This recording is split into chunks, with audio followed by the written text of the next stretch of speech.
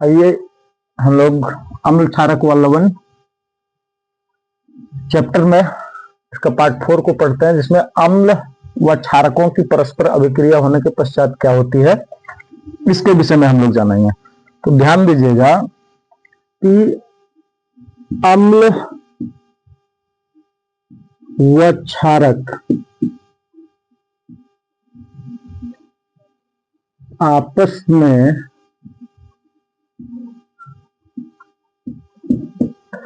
अभिक्रिया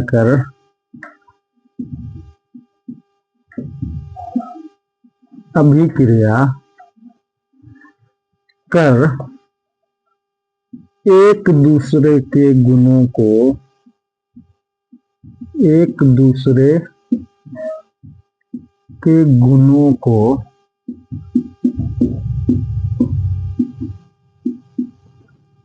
नष्ट करके लवण तथा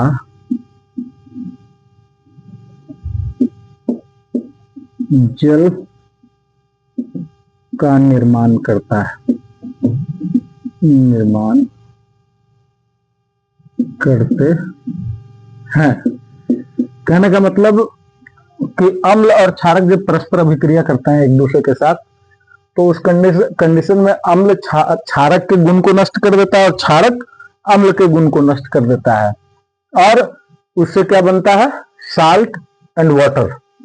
जैसे इसको इस थ्योरी के द्वारा हम लोग याद रखेंगे, अम्ल प्लस क्षारक इक्वल टू लवण प्लस जल। अम्ल और क्षारक के मिलने से क्या हुआ, लवण और जल का निर्माण हुआ। यहां अम्ल का गुण क्षारक नष्ट कर देता है और क्षारक का गुण अम्ल नष्ट कर देता है।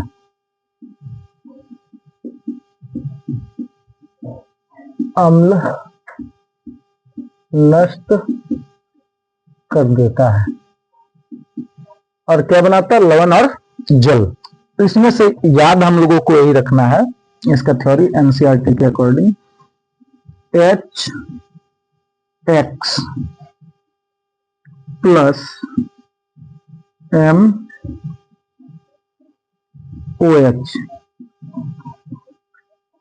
इक्वल टू, ध्यान देने वाली बात है, H कहने का मतलब अम्ल H के बिना नहीं बन सकता है, क्योंकि हाइड्रोजन आयन उसमें होता है, और क्षारक में आपका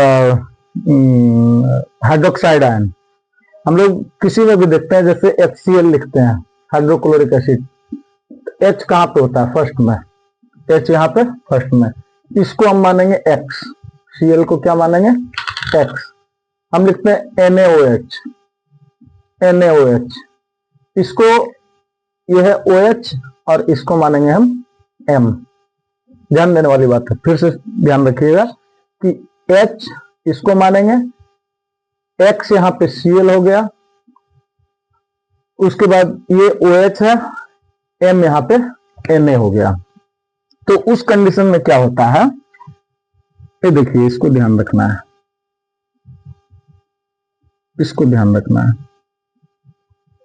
H और OH है ना, तो उस कंडीशन में क्या बन जाता है, M और X एक साथ मिल जाएंगे और आपका जो बचेगा वो बन जाएगा HOH। HOH का मतलब क्या हुआ, H2O मतलब क्या हुआ, जल। इसको ध्यान रखना है, ये दोनों एक साथ मिल जाएंगे और ये दोनों एक साथ, H और OH एक साथ और X और M एक साथ। चलिए एग्जांपल से हम लोग ये करते हैं, जैसे एक एसिड को उठाते हैं, HCl प्लस NaOH, HCl का मतलब हाइड्रोक्लोरिक अम्ल, हाइड्रोक्लोरिक अम्ल जो कि अम्ल है।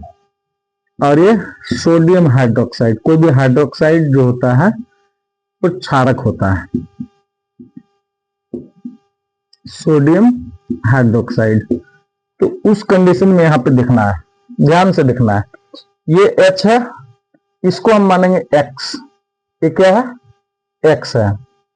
यहां पे इसको हम मानेंगे M, इसको क्या मानेंगे, M।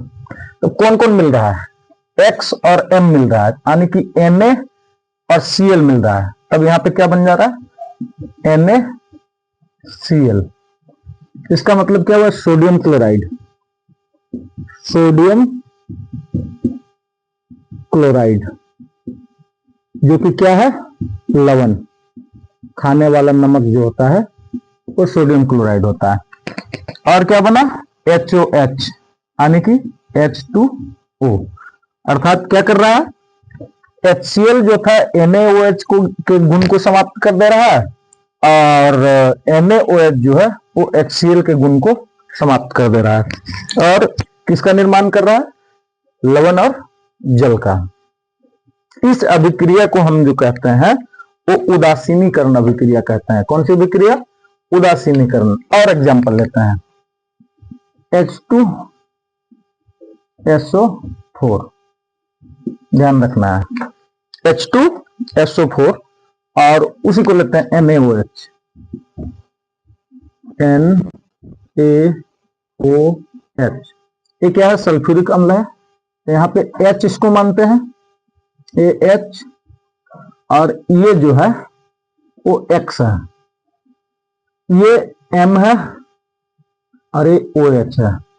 तो उस कंडीशन में क्या बनता है, यहाँ पे देखने वाली बात है, MX। तो M यहाँ पे क्या है, ये देखिए Na, और X क्या है, SO4। तो यहां बनेगा Na2SO4 प्लस H2O। अगर संतुलित नहीं होगा, आप लोगों को खुद संतुलित करना है, तो ये थ्योरी हम लोगों को याद रखना है, ध्यान देना है। इस अभिक्रिया को हम क्या कहते हैं, उदासीनीकरण, उदासीनीकरण अभिक्रिया, उदासीनीकरण अभिक्रिया कहा जाता है इसको। अब हम यहां पे ध्यान देंगे कि उदासीनीकरण अभिक्रिया का दैनिक जीवन में बहुत सारा योगदान है। जैसे अति अम्लता, अति अम्लता, अति अम्लता यानी कि अपाचन की स्थिति जब होती है, होता क्या है, कुछ वैसे मटेरियल खाने से, कुछ फैटी मटेरियल खाने के कारण हमारे अमाशय में अम्ल की मात्रा बढ़ जाती है। ऐसे अमाशय में HCl पाया जाता है, हाइड्रोक्लोरिक अम्ल पाया जाता है हमारे अमाशय में ही। लेकिन जब हम अत्यधिक भोजन कर लेते हैं तो उस कंडीशन में भोजन की कुछ मात्रा डाइजेस्ट नहीं होती, पचती नहीं है, और वो पेट में वैसे का वैसे रह जाता है। तो उस परिस्थिति में उसकी प्रकृति जो हो जाती है वो अम्लीय हो जाती है, और अम्लीय होने के कारण पेट में जलन जैसा महसूस होने लगता है, दर्द देना स्टार्ट कर देता है। इसके अलावा गले में जलन की समस्या आ जाती है, ये अति अम्लता के कारण होती है। तो उस परिस्थिति में हम क्या करते हैं कि दवाई मिलती है, क्षारकीय दवाई, तो क्षारीय दवाई होती है जिसका नाम है मोम, जिसको बोला जाता है milk of magnesia, milk of magnesia, magnesia, ध्यान रखना है, milk of magnesia. Milk of magnesia की प्रकृति क्या होती है, क्षारीय होती है। और चूंकि हमारे पेट में अम्ल की मात्रा बढ़ी हुई है, अब हम उसमें क्या करते हैं कि क्षारकीय दवाई को पी जाते हैं। तो उस परिस्थिति में क्या होता है कि हमारे पेट के आंतरिक स्तर की प्रकृति को क्या कर देता है, उदासीन कर देता है। और उदासीन जब करता है तो हमें जलन से, दर्द से राहत मिल जाती है। इसके अलावा बिच्छू, चींटी और मधुमक्खी, ये तीनों के डंक में फॉर्मिक अम्ल पाया जाता है। फॉर्मिक अम्ल, जिसको कि हम मैथेनोइक अम्ल भी कहते हैं, मैथेनोइक अम्ल, मैथेनोइक अम्ल। अब यहाँ पे ध्यान देने वाली बात है एक चीज और, यहाँ पे अति अम्लता में अगर MOM का यूज हम नहीं कर पाते हैं तो सबसे बड़ा जो दवाई है वो सोडा वाटर है। सोडा वाटर का यूज करने पर अति अम्लता से हमको मुक्ति मिल सकती है। उसको एंटेसीड बोला जाता है। क्या नाम है? एंटेसीड। एंटेसीड मतलब क्या हुआ? एंटी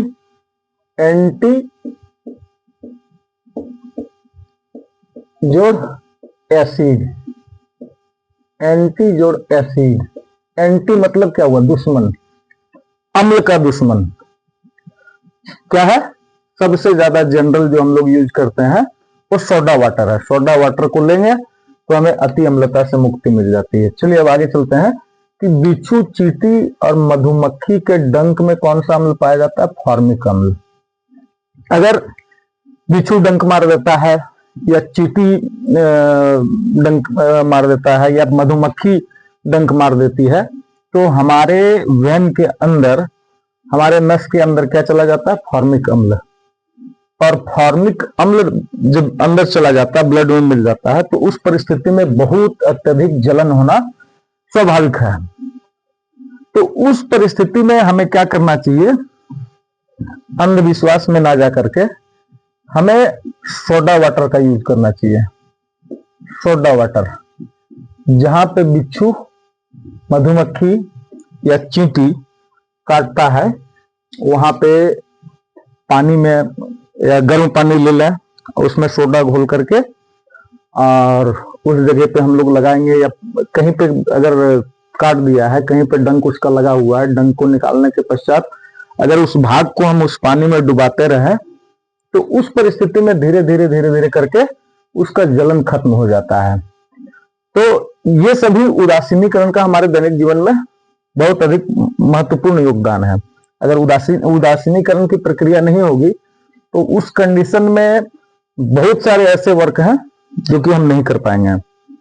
जैसे जब हम पीएच को पढ़ेंगे, आगे हम लोग पीएच को जब पढ़ेंगे तो उसमें बोला जाता है कि हमारा मुंह का पीएच मान 5.5 होता है। अगर मुंह का पीएच मान इससे कम हो गया, कहने का मतलब और अम्लीय हो गया, तो अम्लीय हो गया तो उसको क्या किया जाता है? हम लोग कभी भी जो मुंह धोते हैं, वो मुंह धोने वाला जो मटेरियल होता है, पेस्ट वगैरह होता है, वो क्या होता है? क्षारीय होता है। अब यहाँ पे अम्ल में कौन सी मिल गया?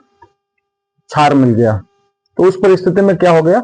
मुंह की प्रकृति उदासीन हो गई, यानी कि ना वो अम्लीय है ना वो क्षारकीय है। और अगर उसी तरह हम छोड़ देंगे, मुंह का पीएच मान कम हो रहा है, उसी तरह छोड़ देंगे, तो उस कंडीशन में क्या होगा कि दंत फ्लास्क बढ़ जाएगा और दांतों के ऊपर काला काला धब्बा लग जाएगा, और काला काला धब्बा लगने के कारण दांत जो होता है वो संक्षारित हो जाता है।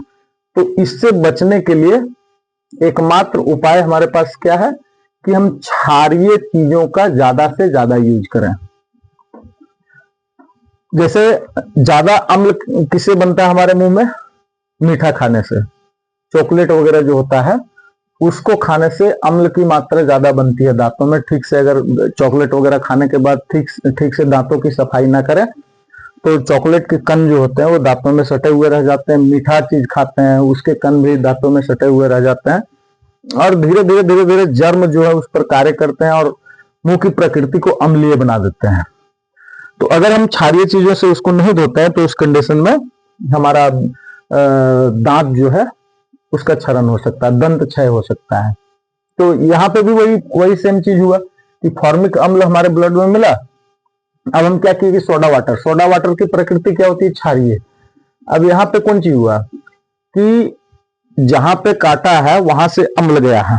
अब वहां क्या किया हमने कि सोडा वाटर या सोडे को लगाया, तब वहां पे क्या बन गया, लवण और जल, यानी कि वहां की प्रकृति क्या हो गई, उदासीन हो गई। और उदासीन होने के कारण क्या हुआ कि बिच्छू का डंक का प्रभाव जो था वो खत्म हो गया और जलन से हमें मुक्ति मिल जाती है। तो इस प्रकार की बातें हम लोग और भी पढ़ेंगे। पीएच वैल्यू जब पढ़ेंगे तो पीएच वैल्यू के बारे में हम लोग जानेंगे। जैसे और भी एक चीज हम लोग पढ़ेंगे, जंगलों में नेटल का पौधा होता है। नेटल का पौधा, नेटल का पौधा में क्या होता है कि ऊपर में उसका एक रोम की भांति स्ट्रक्चर बनी हुई होती है। अगर वो हमारे शरीर में कहीं भी संपर्क में आ गया, शरीर के त्वचा के किसी भी भाग में संपर्क में आ गया, तो उस कंडीशन में उससे भी एसिड अंदर चला जाता है, तो बहुत अधिक जलन होना प्रारंभ हो जाता है, खुजली होना प्रारंभ हो जाता है। तो प्रकृति भी उदासीनीकरण को मानते हुए नेटल के बगल में ही एक वृक्ष, डॉक वृक्ष, जहां पे नेटल होगा वहां पे डॉक का वृक्ष निश्चित होगा। तो नेटल अगर सट गया है, कहीं संपर्क में आ गया आपके त्वचा में, तो उसी के अगल बगल में कोई वृक्ष होता है, डॉक का वृक्ष, उस डॉक के वृक्ष के पत्ते को आप वहां रगड़ दीजिएगा। तो चूंकि देखिए नेटल अम्ल और डॉक क्षारक, तो क्या कर देगा, ये उदासीन कर देगा। और जो हमें जलन हो रहा था उस जलन से हमें क्या हो जाएगी, मुक्ति मिल जाएगी। तो ये रही आपका उदासीनीकरण। इसको समझना है, ध्यान से समझना है कि अम्ल व क्षारक आपस में अभिक्रिया कर एक दूसरे के गुणों को नष्ट करके लवण तथा जल का निर्माण करते हैं। इस प्रक्रिया को हम ऐसे बोल सकते हैं, इस प्रक्रिया को उदासीनीकरण कहते हैं। उदासीनीकरण कहते हैं। कई बार मैट्रिक में पूछा हुआ क्वेश्चन है, बोर्ड में पूछा हुआ क्वेश्चन है, इसलिए इसको निश्चित इसका थ्योरी आप याद रखेंगे, ध्यान देना है और इसी तरह से आगे बढ़ना है। धन्यवाद। हिस्ट्री का भी कक्षा हम लोग लाएंगे बहुत जल्दी, और उसके लिए हमारे YouTube चैनल पर बने रहें, और अगर नए हैं तो हमारे YouTube चैनल को जल्दी सब्सक्राइब कर लें।